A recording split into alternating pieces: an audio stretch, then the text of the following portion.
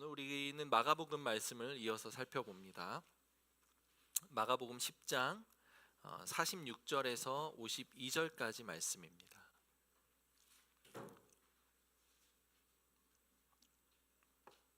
마가복음 10장 46절에서 52절까지 말씀입니다. 우리 교독하겠습니다. 그들이 여리고에 이르렀더니 예수께서 제자들과 허다한 무리와 함께 여리고에서 나가실 때에 디메오의 아들 맹인 거지 바디메오가 길가에 앉았다가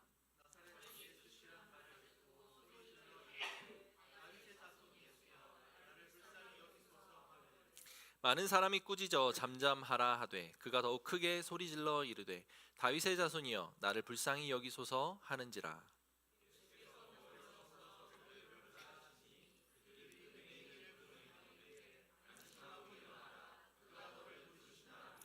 맹인이 겉옷을 내버리고 뛰어 일어나 예수께 나아오거늘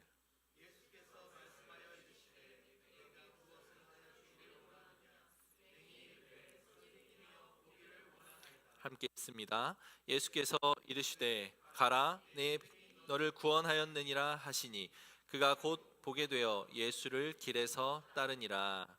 아멘. 오늘은 10장의 이제 마지막 부분을 다루는 말씀입니다. 오늘 본문이 마가복음을 통틀어서 이제 마지막 그 치유하시는 기적을 베푸시는 장면입니다. 10장은 우리가 계속해서 살펴보고 있는 것처럼 예수님이 제자들과의 담화를 통해 그리고 여러 가지 기적들과 가르침들을 통해 제자도에 대한 이야기를 하고 있는 장면입니다. 그게 10장의 주제예요. 근데 그 10장을 다루는 그 마지막 구절이 오늘 이 바디메오의 이야기로 결론을 맺는 것입니다. 그렇다면 결국 이 바디메오의 이야기 속에서 예수님이 이야기하고 가르치고자 하는 제자도의 결론이 나와 있다. 그리고 그것이 마무리되고 있다라고 하는 것을 알아볼 수 있을 것 같습니다. 우리 지난주에 야고보와 요한이 예수님께 내가 영의정이 되고 좌의정이 되고 싶습니다. 예수님의 오른팔이 되고 왼팔이 되고 싶습니다. 예수님이 영광 가운데 계실 때에 영광스러운 그 보좌에 앉으실 때에 나에게 우리에게 그런 영광스러운 보좌 자리를 주십시오 라고 요구하는 장면에서부터 시작했던 것을 기억하실 겁니다. 그들 마음속에는 여전히 예수님에 대한 오해가 가득했던 것이죠. 예수님이 그 오셨을 때부터 지금까지 정말 많은 오해 가운데 계십니다. 제자들은 지금 예수님이 예루살렘을 향해 가는 과정에서 끝까지 예수님을 바르게 인식하지 못하고 바르게 보지 못하고 있습니다. 예수님을 계속 오해하고 있어요. 예수님 지금 뭐하러 예루살렘에 들어가고 계시다고 계속 말씀하고 계시죠? 죽으러 가고 계시죠. 예수님 지금 십자가에 못 박혀 죽으실 것을 내다보셨고 그것을 향해서 가고 계십니다. 그런데 앞선 제자들의 반응은 그런 예수님의 모습을 전혀 인지하지 못하고 있습니다. 오히려 예수님이 내가 십자가에 못 박혀 죽을 것이고 다시 살아날 것이야 라고 이야기하는 그 예수님을 불편해합니다. 그리고 그 예수님의 그런 뭔가 좀 생소하고 이색적인 좀 다른 모습과 분위기에 놀라고 당황해하죠. 예수님의 이야기에는 귀를 기울일 생각을 하지 않고 있는 모습을 보이는 것이죠. 그게 지금 예수님 주위에 있는 제자들의 모습입니다. 오늘날 현대를 살아가는 우리들 그리고 예수님을 믿는다라고 하는 우리 그리스도인들의 모습은 어떻습니까? 예수님이 무엇을 위해 십자가에 못 박혀 죽으셨으며 그 십자가에 못 박혀 죽으시고 부활하심을 통해 어떤 것을 이루셨는지 그리고 그 이루신 것이 우리에게 어떤 의미로 다가오는지 이 부분에 대해 오늘날 성도들조차도 많은 성도들이 오해에 휩싸여 있습니다. 예수님의 그런 사역들과 예수님을 믿는 그런 우리 신앙인의 모습이 한낱 우리가 조금 잘 믿고 교회를 열심히 다님으로 세상에서 조금은 더 편안하게 살고 잘됨을 누리고 형통함을 받고 재정적으로도 풀리고 우리가 살아가는 그 삶의 모습들이 조금은 나은 모습이 되기를 바라는 것으로 예수님을 믿는 우리의 신앙을 생각하게 되죠. 노골적으로는 누구도 이렇게 이야기를 하지 않습니다. 그러나 마음속 깊은 곳에서 결국에는 그 모든 것들이 어긋났을 때, 예수님을 열심히 믿고 교회를 열심히 다니지만 풀리지 않는 내 인생을 바라봤을 때 좌절하고 실망하는 것은, 그것은 바로 내가 예수님을 어떻게 오해하고 바라보고 있는지를 방증하는 모습이죠. 그게 우리 삶에 나타나는 그리스도인들의 많은 모습입니다. 예수님은 그 오해를 지금도 받고 계신 거예요. 그런 예수님에 대한 이야기, 그리고 예수님을 따르는 제자도의 이야기의 마무리가 오늘 이야기 속에서, 10장의 그 마무리가 오늘 이야기 속에서 펼쳐집니다. 오늘은 바디메오에 대한 이야기예요. 1절을 같이 한번 46절 같이 한번 보겠습니다. 46절에 이렇게 돼 있죠. 그들이 여리고에 이르렀더니 예수께서 제자들과 허다한 무리와 함께 여리고에서 나가실 때에 디메오의 아들 맹인거지 바디메오가 길가에 앉았다가, 이렇게 되어 있죠. 그 당시에 그 시대에 장애를 가진 이들에 대한 사회적인 인식을 여러 번 말씀드린 적이 있습니다. 장애를 가진 이들이 오늘날 이렇게 지적인 수준이 높아지고 어떤 사람들이 교육으로 계몽이 된 이런 시대에도 장애를 가진 사람들을 바라봤을 때 어떤 마음이 듭니까? 불편한 마음이 드는 게 사실이죠. 장애를 가진 사람들이 우리 일반인들 사이에서 섞여 사는 것에 대해 불쾌해하는 사람들이 있습니다. 그들이 일반인들에게 주는 어떤 알게 또는 모르게 주는 피해들, 알게 모르게 주는 다양한 에너지와 불편함들, 이런 것들이 싫은 것이죠. 아주 일반적인 사회의 인식 중에 하나입니다. 가까이서 장애우들을 겪어보신 적이 있습니까? 굉장히 힘듭니다. 봉사활동을 이제 요즘에는 결혼하고부터는 제가 통 못 가는데 거의 저는 10년 이상을 매주 봉사 활동을 했었는데, 그 장애우들을 돌보는 일들부터 시작해서 그 기관에 가서 하는 다양한 사역들을 해왔는데 정말 장애우들이 힘들어요. 네. 상처가 많고 그 어떤 왜곡된 시선 속에서 노출되어서 살아가는 그들의 마음이 굉장히 약합니다. 그들에게 가까이 다가가면 다가갈수록 일반인들은 상처를 굉장히 많이 받아요. 뭐 이런 것들, 물론 그들이 먼저 상처를 받았기에 우리에게 상처를 주는 거죠. 쉽지 않습니다. 그들과 친해지는 것도 어울려 사는 것도 현실이죠. 오늘날에도 그런데 과거에 고대 사회에서의 장애우들을 대하는 태도는 상상하지 않아도 알 수 있습니다. 그리고 신앙인 공동체 안에서도 장애를 가진 이들은 저주받은 존재 또는 하나님께 버림받은 존재라고 하는 은연중의 인식들이 잡혀 있었습니다. 그래서 새 언약 공동체, 하나님의 나라라고 하는 곳에 그들은 들어갈 수 없다라고 하는 것이 일반적인 생각들이었어요. 쿰랑 공동체에서조차 육체적 결함을 가진 이들이 그들의 회중에 들어오지 못할 것이다 라고 하는 글이 적힌 문서가 발견될 정도로 실제로 예수님의 그 다시 오심, 그 예수님의 오심, 그 메시아 오심, 구원자 오심을 기대하고 고대하던 경건한 공동체조차도 그런 인식을 가지고 있었다는 사실은 우리에게 매우 충격으로 다가오는 것이지요. 그리고 그런 장애를 가진 사람에서도 모자라 지금 이 바디메오라고 하는 사람은 성경에서 정확하게 표현을 하죠. 눈이 보이지 않는 것과 더불어 이 사람은 거지입니다. 남에게 빌어먹는 사람, 빌어먹는 것으로 생계를 유지해야만 하는 사람, 그런 존재가 오늘 우리 본문에 등장하는 바디메오라고 하는 사람이죠. 부에 대해서도 예전에 잠깐 마가복음을 쭉 다루면서 설명했던 적이 있는데, 부는 하나님이 주신 복을 대표하는 상징을 가진 그 이제 것이라는 이야기를 한 적이 있습니다. 이스라엘 백성들에게 재물을 주시는 분은 하나님이기 때문에, 삶을 평화롭게 하고 여유 있게 만들어 주시는 분은 하나님이기 때문에 받은 부의 정도와 받은 부의 크기가 하나님이 우리에게 얼마나 큰 은혜를 주셨는지를 판가름하는 바로미터가 된다라는 인식이 그들에게 있었습니다. 그런 인식이 있었던 이들에게 거지로 살았던 바디메오는 하나님에게로부터 버림을 받은 존재, 하나님에게 저주받은 존재라고 하는 인식이 사람들에게 있었다라고 하는 것이지요. 그건 우리가 당연스럽게 예측해 볼 수 있는 내용입니다. 그게 지금 바디메오의 현 상태예요. 그것이 지금 바디메오의 상태인데, 심지어 이 바디메오라고 하는 이름에서 우리는 또 한 가지 사실을 알 수 있습니다. 디메오의 아들 바디메오라고 표현되어 있죠. 앞에 붙어 있는 이 바라고 하는 접두어가 바로 누구누구의 아들이다라고 하는 표현입니다. 그럼 디메오라고 하는 이름이 아버지의 이름이었던 거예요. 그럼 이 디메오의 아들, 이 디메오라고 하는 뜻이 뭐냐면 저주받은 자라고 하는 뜻이라고 합니다.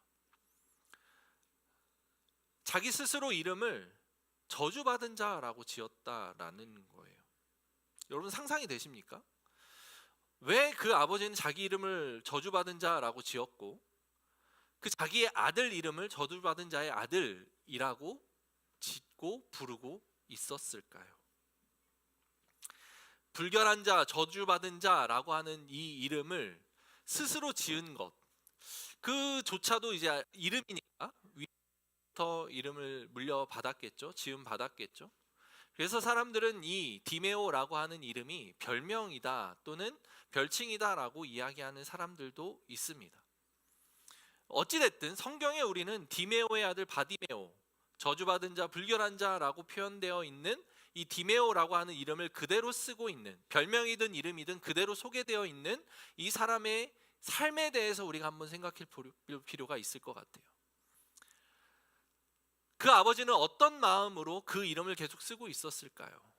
이름을 개명할 수도 있었고 그 이름으로 불리는 것을 싫어하며 다른 이름으로 이야기할 수도 있었을 텐데, 아마도 자기 아들이 맹인이 되었을 때에 맹인이 되어 태어났을 수도 있고 아니면 후천적으로 맹인이 되었을 수도 있는데, 보지 못하는 자기 아들을 데리고 사는 자기, 그런 나는 바로 저주받은 존재고 불결한 존재다라고 하는 평생에 씻을 수 없는, 헤어나올 수 없는 깊은 절망 속에 빠져 있었던 삶이지 않았을까라는 상상을 해봤습니다.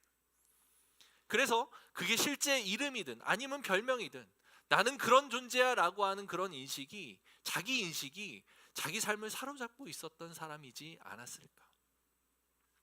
너무 사랑하는 자기 아들인데 그 아들이 맹인이라고 하는 저주받은 상태, 하나님의 나라라고 하는 거룩한 공동체 회에 들어가는 것조차 소망하고 희망을 품을 수 없는 그런 상태, 그런 존재가 나의 아들이고 그런 아들을 품고 살아가는 나는 바로 불결하고 저주받은 존재다 라고 하는 것이 그 아버지의 마음속에 있었던 것이 아닐까라는 생각을 해봅니다. 그러니까 바로 오늘 이 본문 46절에 짧게 등장하는 바디메오를 소개하고 있는 이 이야기 속에 나와 있는 내용입니다. 그럼 그가 길가에 이제 앉아 있었다고 합니다. 거지니까 아마 길에서 앉아서 구걸을 하기 위해, 동냥을 하기 위해 있었겠죠. 그런데 그때 예수님이 거기를 지나가고 있었던 거예요. 그래서 47절에 이렇게 이야기를 하죠. 나사렛 예수시란 말을 듣고 소리질러 이르되 다윗의 자손 예수여 나를 불쌍히 여기소서 하거늘. 나사렛 예수라고 하는 이야기를 바디메오가 듣고 나서 보인 반응은 소리를 질렀습니다. 무엇이라 소리를 질렀냐면 다윗의 자손 예수여라고 소리를 질렀습니다. 우리가 예수님, 메시아가 다윗의 후손으로 태어날 것이다, 아브라함의 씨, 그 다음에 다윗의 후손으로 이스라엘을 구원할 메시아가 태어날 것이다 라고 하는 것은 구약에서 계속해서 예언되어 오던 내용이었습니다. 그래서 이스라엘 백성들은, 예수님의 오심을 기다리고 있었던, 고대하고 있었던 이스라엘 백성들은 그 내용을 다 알고 있었어요. 그런데 아십니까? 다윗의 자손 예수여라고 하는 이 부르짖음과 외침이 마가복음에서 등장한 적이 없었다는 사실을. 사람들은 무엇을 신경 쓰고 있었을까요? 왜 다윗의 자손 예수여라고 하는 이 이야기의 48절을 볼까요? 많은 사람이 꾸짖어 잠잠하라 하되, 이 맹인 거지가 바디메오가 예수, 나사렛 예수시다라고 하는 소식을 듣자마자 소리 질러서 다윗의 자손 예수여 라고 소리 질렀던 그 소식을 듣고 주변 사람들, 예수를 따르던 그 무리들이 꾸짖는다, 꾸짖어 잠잠하라 라고 이야기를 하는 것이 무엇을 의미하고 있는 걸까요? 아마 그들 마음속에는 예수가 다윗의 자손이라고 하는 것을 알고 있고 또는 믿고 있었을 수도 있을 것 같습니다. 그러나 생각을 해봅시다. 그 당시 사회는 로마가 다스리고 통치하던 사회였습니다. 이스라엘은 로마의 속국이었어요. 그런데 다윗이라고 하는 이스라엘 역사상 가장 찬란했던 왕, 가장 강력했던 왕, 그의 후손이 이스라엘에게 왔다, 그의 예언을 성취할 자가 이스라엘에게 왔다라고 하는 사실은 로마 그 제국에게 있어서는 굉장히 위협적인 소식이었다는 것이지요. 이제 다윗과 같은 왕이 이스라엘을 통치한다면 주변에 많은 나라들이 이스라엘을 두려워하게 될 거대한 제국, 강대한 나라가 될 것이다 라고 하는 것을 선언하는 것과 같기 때문입니다. 이스라엘 백성들은 그것을 꿈꾸고 있었어요. 그래서 예루살렘으로 가는 예수님의 이 행보 속에 예루살렘을 이제 이스라엘의 중심이니까 예루살렘을 정복하고 예루살렘을 통해서 이제 로마로부터 벗어나고 심지어 로마를 쳐서 무찌를 수 있는 그런 강력한 왕이 될 것을 준비하고 그 예수님의 행보를 따르는 제자들과 무리들이었기 때문입니다. 비밀리에 로마 제국이 모르는 사이에 그것을 향해서 갔어야만 했기 때문이죠. 그것이 드러나면 예수님은 위험해집니다. 그것이 드러나면 아직 새가 갖춰지지 않고 무언가 준비가 덜 돼 있는 이들의 상태는 위협적일 수밖에 없게 되는 것이죠. 아마도 그래서 사람들은 이 바디메오의 그 외침과 부르짖음에 이렇게 민감하게 반응하고 있었던 것 같습니다. 꾸짖습니다. 잠잠하라, 조용히 해라. 그러자 이 바디메오는 더 크게 소리 지릅니다.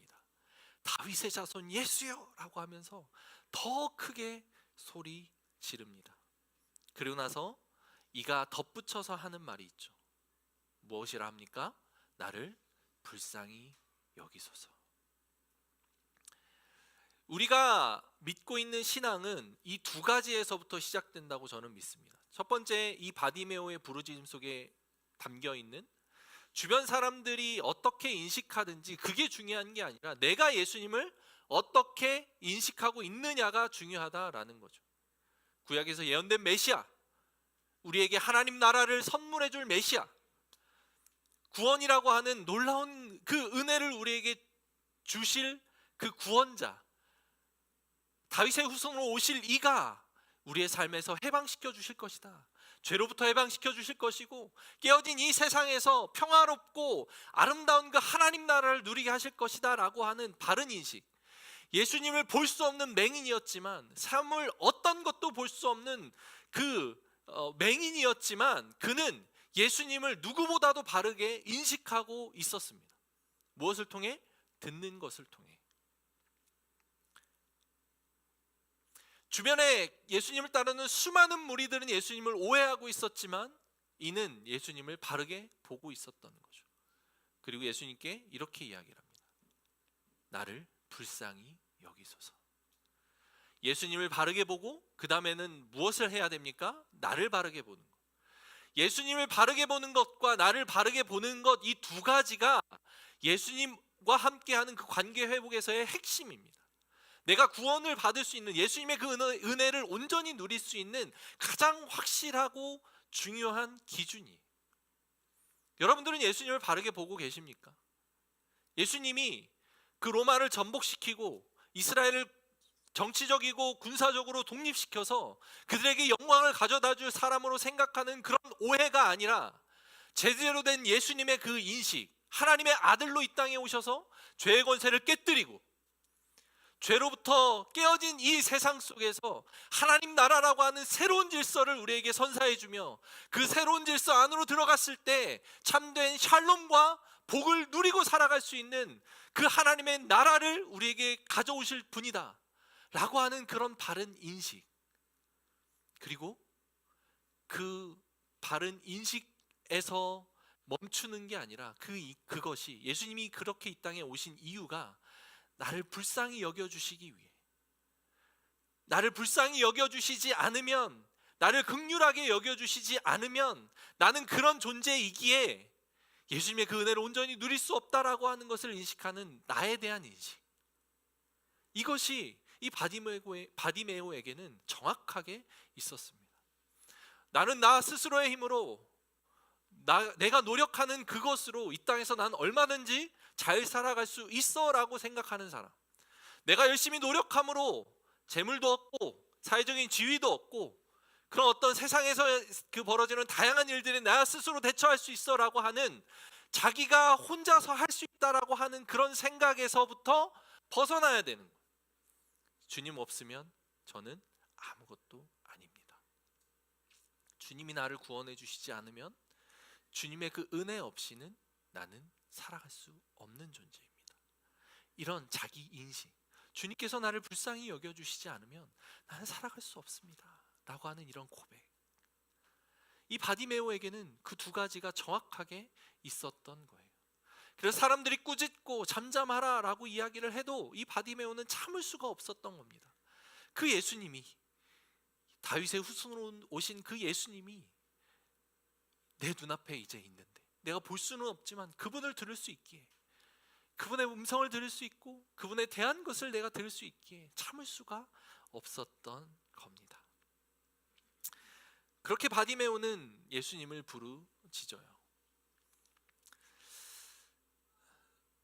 여러분들의 삶에서도 이런 바른 예수님에 대한 인식과 자기 스스로에 대한 인식이 있기를 주님의 이름으로 축원합니다. 주님이 없이는 안 됩니다. 예수님 없이는 우리는 살 수 없어요. 혹시라도 그것이 내 안에 다른 생각으로, 어떤 존재로라도, 어떤 인식으로라도 나는 세상에서 그래도 살아갈 수 있는데 라고 이야기한다면 다시 한번 마음을 돌이켜 보시기를 주님의 이름으로 축복합니다. 그러고 나자 그 부르짖음에 예수님이 반응하십니다. 49절에 이렇게 이야기를 합니다. 같이 한번 읽어볼까요? 시작. 예수께서 머물러 서서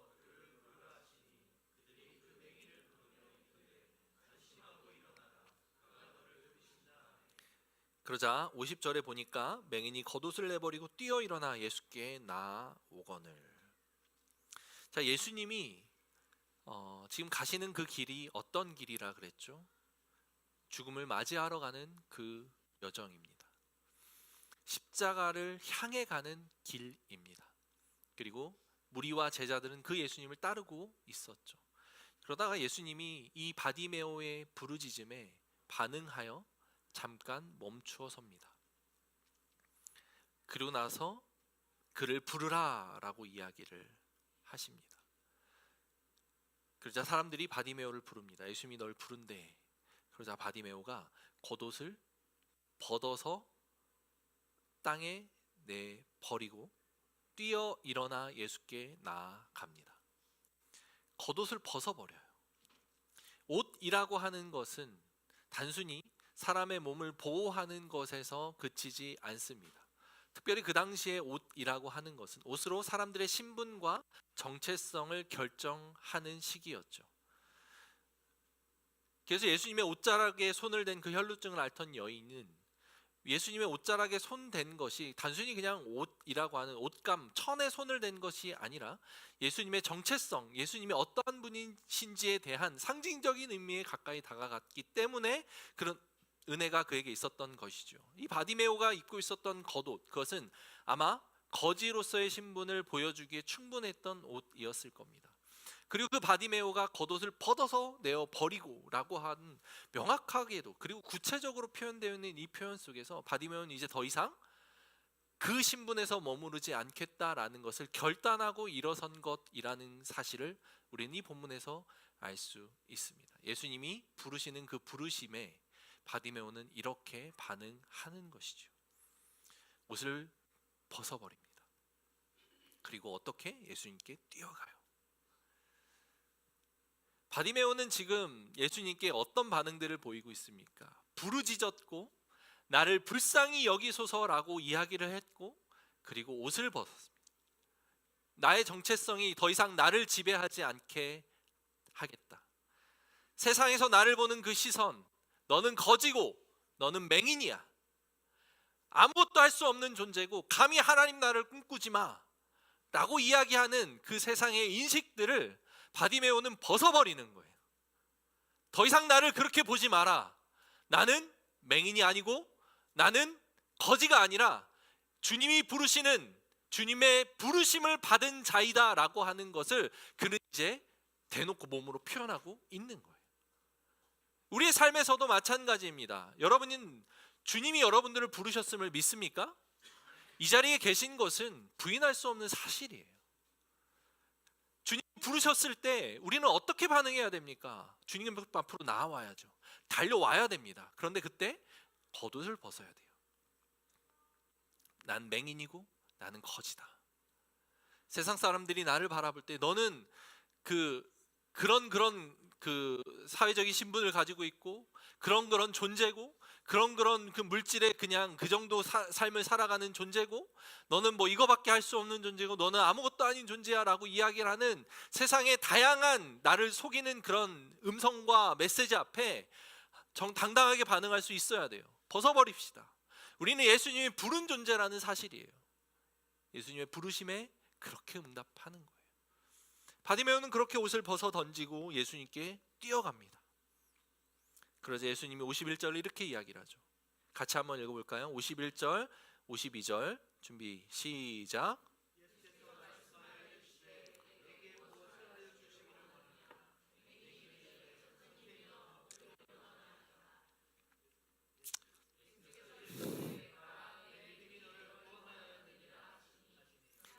보게 되어 예수를 길에서 따르니라. 자, 예수님께서 말씀하십니다. 내게 무엇을 하여 주기를 원하느냐. 이 말씀, 예수님의 이 질문 어서 많이 들어본 질문 같지 않습니까? 우리 지난주에 살펴본 말씀 가운데 있습니다. 한번 지난주에 살펴본 말씀 한번 볼까요? 10장 36절 37절인데 이르시되 너희에게 무엇을 하여 주기를 원하느냐 여짜오되 주의 영광 중에서 우리를 하나는 주의 우편에 하나는 좌편에 앉게 하여 주옵소서. 세베대의 아들 야고보와 요한이 주님께 나와서 묻는 거예요. 선생님이여, 무엇이든지 우리가 구하는 바를 우리에게 하여 주기를 원하옵나이다. 우리가 원하는 게 있습니다 주님. 이렇게 이야기를 했을 때 주님이 너 뭐 원하는데? 그러자 세베대의 아들들이 좌편과 우편에 영광 중에 계실 때 우리가 그 높은 자리에 가기를 원합니다 라고 이야기했던 장면입니다.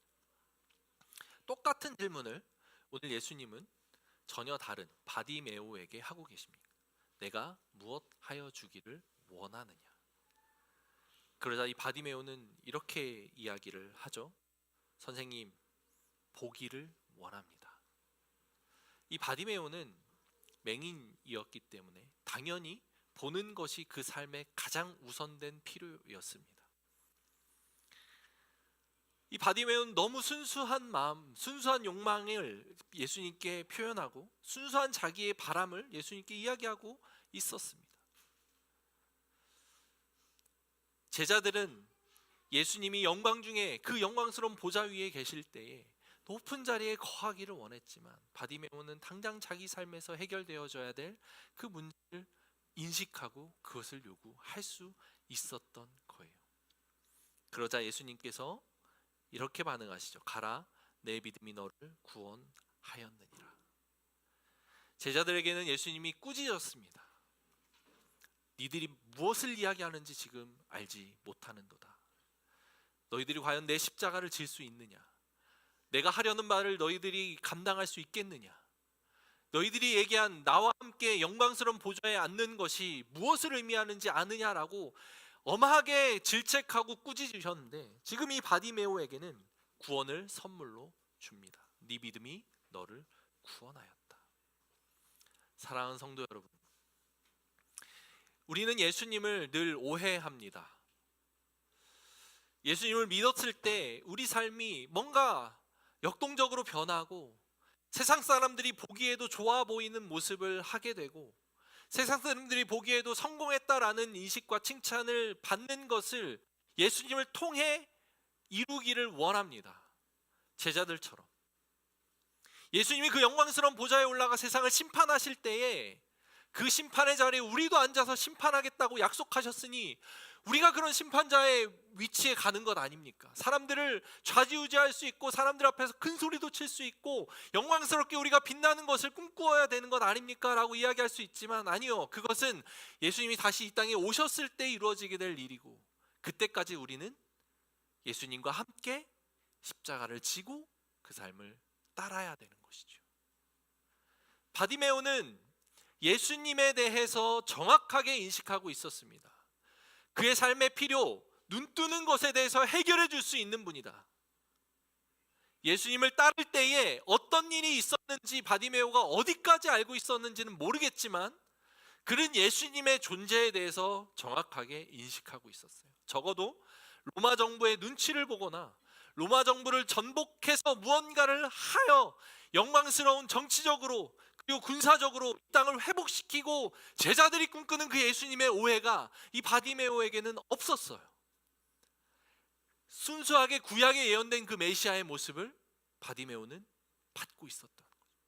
구약에 예언된 메시아, 그 날이 되면, 그때가 되면, 예수님이 다시 오셨을 그때가 되면 다리 저는 자들은 일어나 뛰어놀게 될 것이고 눈먼 자들은 눈을 뜨게 될 것이고 어린 아이들은 독사의 굴에 손을 집어넣고 사자와 어울려 뛰어놀게 될 것이다 라고 하는 그 아름다운 모습을 이 바디메오는 정확하게 인식하고 있었던 거예요. 내가 보기를 원합니다. 그럼 주님 보여주십시오. 보게 하여 주옵소서. 죄로 인해 깨어진 이 세상의 그 질서, 어그러짐들이 주님이 다시 오심으로 회복될 것이라는 믿음이 그에게 있었던 거예요. 여러분, 예수님은 우리 삶의 어그러진 모습들을 회복시켜 줄 수 있는 분입니다. 아니요, 돈을 잘 벌게 해주고 사업이 잘 되게 해주고 이게 아니라 깨어진 관계가 회복되는 열쇠가 예수님에게 있습니다. 깨어진 자식과 부모와의 관계가 회복될 수 있는 열쇠가 예수님에게 있다고요. 부부관계가 회복되는 열쇠가 예수님에게 있고 지옥 같은 이 가정의 분위기가 예수님으로 인해서 참된 샬롬과 평화를 누릴 수 있게 될 것이고 예수님이 이 땅에 오심으로 우리가 누리게 될 그 참된 아름다운 복은 우리가 바르게 바라보고 인식해야 될 모습이라는 사실이죠. 바디메오는 그것을 향해서 예수님께 부르짖고 요구했던 거예요. 죽음을 향해 가는 이 예수님에게 가장 가까이 있는 제자들은 주님 그 영광스러운 높은 자리에 올라갈 때 우리가 더 그 예수님 옆에서 모시게 해주십시오. 이런 저 말도 안 되는 이야기를 하고 있는 때에 예수님의 오심에 대해 바르게 알고 있는 거지 맹인의 이야기가 예수님에게 어떤 마음으로 다가갔을까? 예수님에게 너무 큰 위로가 아니었을까요? 오히려 이 순간에 위로받은 것은 바디메오가 아니라 예수님이지 않았을까라는 생각을 해봅니다. 사랑하는 성도 여러분, 우리가 예수님을 바르게 보면 예수님이 즐거워하십니다. 우리가 예수님을 친구와 같이 여기고 예수님을 순수하게 그 모습 그대로 받아들이는 것이 예수님에게는 가장 큰 기쁨이에요. 예수님의 어떤 그 즐거워하는 모습, 행복해하는 모습이 여기에서 느껴져요. 이르시되 가라, 내 믿음이 너를 구원하였느니라. 그러자 이 바디메오가 이렇게 반응하죠. 곧 보게 되어 예수를 길에서 따르니라. 이게 바로 제자도입니다. 예수님 곁에서 예수님을 모시던 제자들은 예수님을 따랐지만 다른 꿈을 꾸면서 예수님을 따라가고 있었어요. 그런데 이 바디메오는 진짜 예수님을 따르는 삶이 어떤 것인지를 깨닫고 예수님을 따라갑니다. 그 길이 바로 십자가를 지는 길이었죠. 그게 이 땅을 살아가는 그리스도인들의 모습이어야 한다고 저는 믿습니다. 사랑하는 성도 여러분, 우리의 삶이 그런 복된 삶, 예수님의 십자가로 인해 더욱 누리면서 살아가는 그런 아름다운 삶이 되기를 주님의 이름으로 축원합니다. 기도하겠습니다.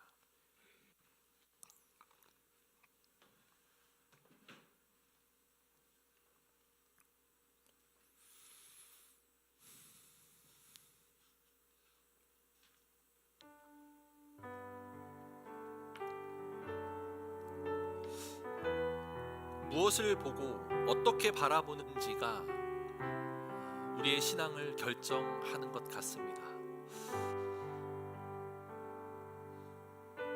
눈을 멀쩡히 뜨고 있고 사지 멀쩡하고 사회에서 나름의 어떤 그 위치를 확보하고 살아가던 그런 사람들, 예수님을 따르는 제자들과 무리들의 삶이었습니다. 그들은 늘 눈앞에서 예수님을 보고 있었고 예수님의 가르침을 직접 듣고 있었지만 예수님을 오해하고 있었죠. 아니, 오해하고 싶었던 것이 아닐까 싶습니다. 그렇게 반복적으로 예수님이 이야기를 하셨는데 그것을 듣고 싶지 않았던 것이죠. 애써 외면하고 있었던 것이죠. 그런데 이 바디메오는 들은 대로,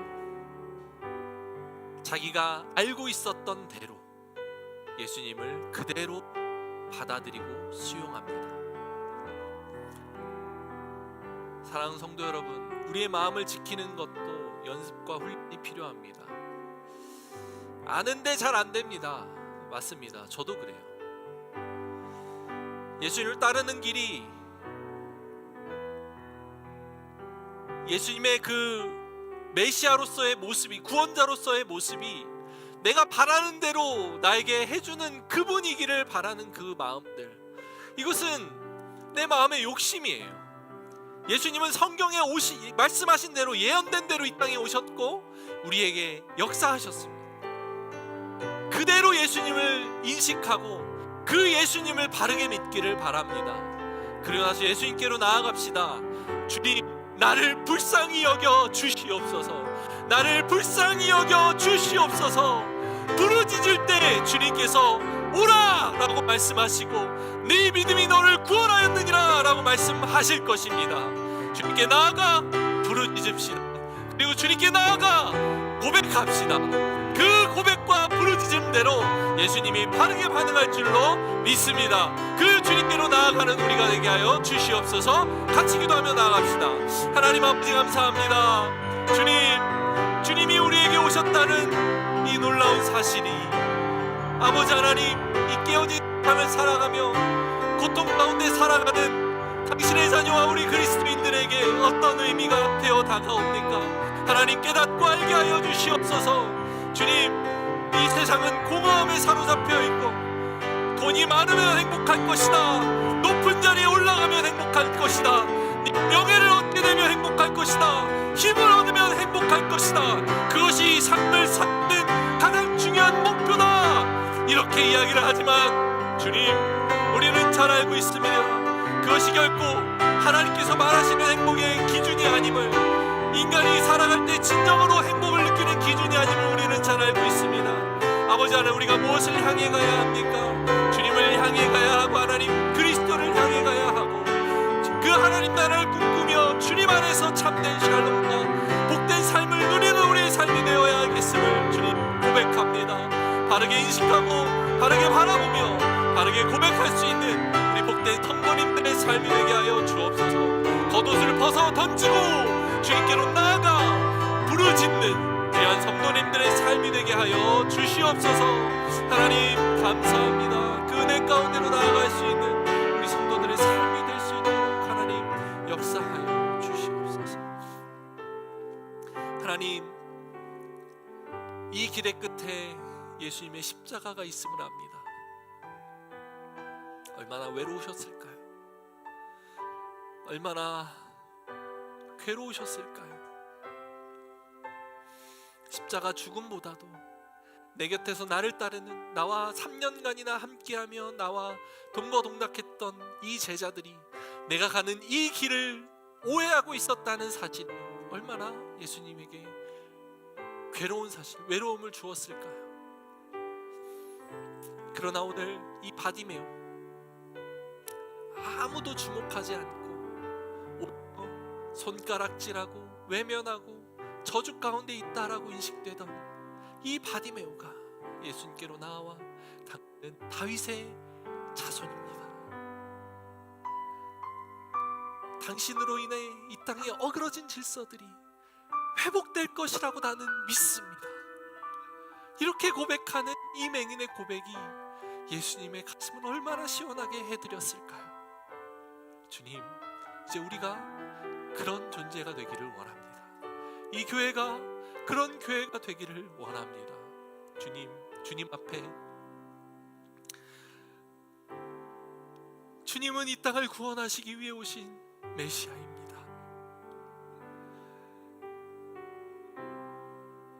내가 세상의 많은 권력과 많은 재물과 많은 힘을, 명예를 얻는 것으로 주님을 높여드리는 것이 아니라 더 낮은 자리에서 보이지 않는 곳에서 드러나지 않는 모습이라 할지라도 그 땅에, 그곳에 참된 하나님의 다스림과 하나님 나라를 보일 수만 있다면, 그것을 누리고 살아가는 곳을 이룰 수만 있다면, 내 삶이 그런 삶이 될 수만 있다면 그것이 바로 천국이고, 그것이 바로 예수님이 꿈꾸고 원하시는 하나님 나라의 시작임을 우리가 입술로 고백하게 하여 주옵소서.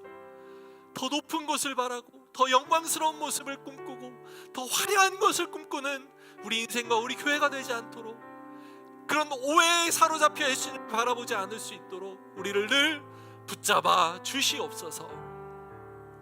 하나님, 그런 참된 크리스마스, 그런 참된 성탄절을 준비하는 남은 이틀의 시간이 되게 하시고, 25일 성탄절을 맞아서 주님의 그 오심을 마음껏 축하하고 영광스러운 그 성탄절을 맞이하는 우리 복된 성도님들의 삶이 되게 하여 주옵소서. 감사드리며 살아계신 예수님의 이름으로 기도합니다. 이제는 우리를 구하신 예수 그리스도의 은혜와 하나님의 사랑과 성령님의 교통하심이 오늘의 말씀 앞에 바르게 반응하겠습니다 라고 고백하고 다짐하며 그 예수님이 가신 길을 따르기로 작정하고 고백하는 사랑하는 고백교회 성도님들 머리 위에 이제로부터 영원토록 함께 있을지어다. 아멘.